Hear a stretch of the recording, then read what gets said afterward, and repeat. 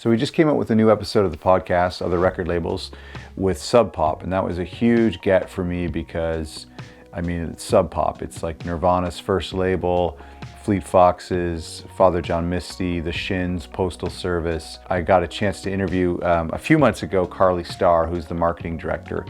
And one of the interesting things that we talked about, and my takeaway that has kind of stuck with me for the past 3 or 4 months since I did this interview, was the lead time that they use or that they require from artists from when they get the final masters of the record or when they hear the final mixes to when the album is actually out in stores or online.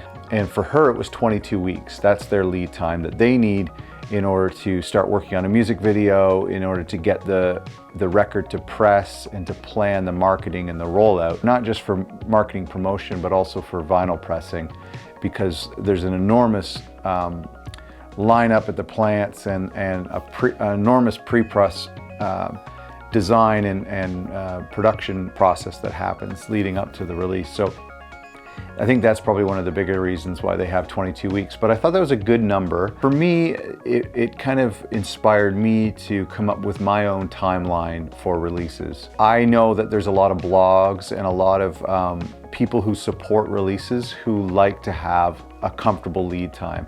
And with my own record that I released in October of last year, I had it finished in July, and I was able to send it to people in July and to use those 4 months as a way to kind of drum up promotion and to knock on people's doors, as opposed to having, and I've done this in the past, having it done a week before it comes out and trying to email people and say, hey, can you write about this record or talk about this record? So I think it's really good for labels to come up with a lead time and maybe have it be their label's preferred lead time. And maybe some labels who only do Bandcamp releases, you're comfortable with a 2-week lead time or a 1-week lead time or a 24-hour lead time. I've been kind of going on the 3 to 4 months. I'm thinking, I haven't really settled on it, but I'm thinking 4 months is something I'm really comfortable with. So anyway, that was the 22 weeks was something that I took away from this interview with Carly Starr at Sub Pop. The fact that they have, 5.5 months, almost half a year, where the record is done before it gets into the public's hands. I think that's